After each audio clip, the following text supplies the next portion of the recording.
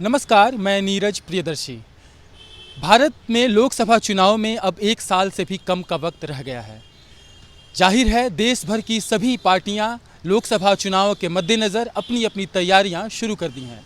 हम इस वक्त बिहार में हैं, बिहार की राजधानी पटना में, जहां राजद कार्यालय के ठीक सामने आप हमारे पीछे एक पोस्टर देख रहे हैं जो कि लगा हुआ है।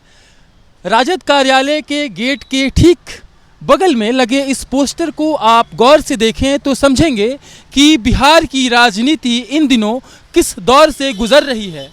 आपको मालूम होगा कि आगामी 23 जून को बिहार में विपक्षी दलों की एक बड़ी बैठक होने वाली है, जिस बैठक में कांग्रेस के नेता राहुल गांधी समेत देश भर की तमाम प्रमुख विपक्षी पार्टियों के सभी प्रमुख दलों के नेता शामिल होने वाले हैं। इस बैठक का नेतृत्व, इस बैठक की अध्यक्षता कथित रूप से मुख्यमंत्री नीतीश कुमार करने वाले हैं।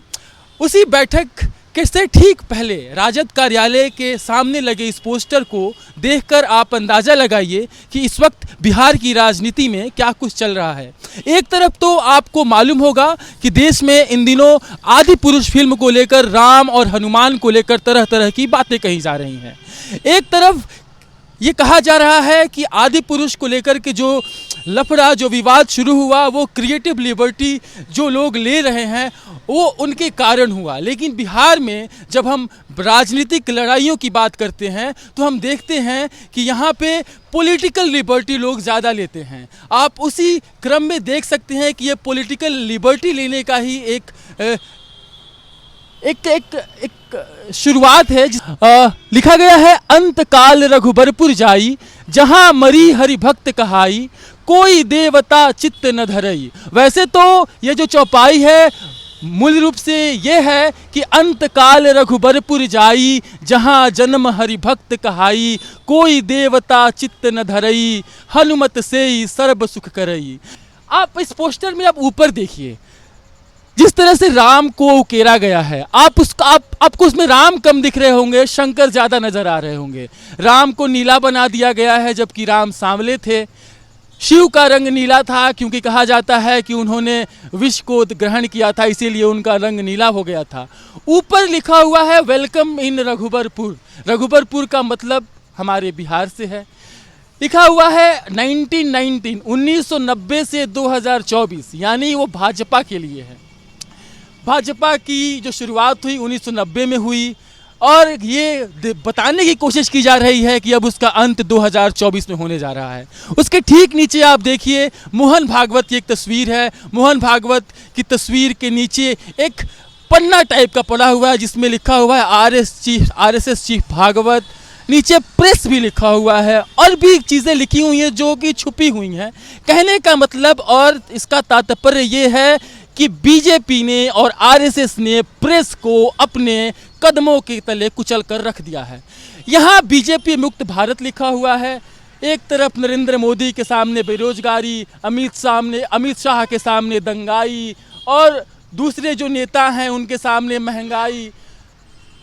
कहने का पूरा अभिप्राय ये है कि समाजवादी पार्टी बिहार, जिसका कि वैसे तो कोई खास जन आधार नहीं है बिहार में, लेकिन समाजवादी पार्टी की तरफ से धर्मवीर यादव जो उसके लोहिया विंग के प्रदेश अध्यक्ष हैं, उनकी तरफ से यह पोस्टर लगाया गया है। जब हमारी बात धर्मवीर यादव से हुई तो उनके मुताबिक उनका कहना था कि गोस्वामी तुलसीदास ने तो सही मायनों में हनुमान चालीसा में मृत्यु के रहस्य को समझाते हुए रचना की थी। लेकिन आज के संदर्भ में बीजेपी और आरएसएस की जो कार्यप्रणाली है, सरकार की जो कार्यशैली है और आने वाले दिनों में जो उसका परिणाम होने वाला है, हमने उसको दिखाने की कोशिश की है, ऐसा धर्मवीर यादव कहते हैं।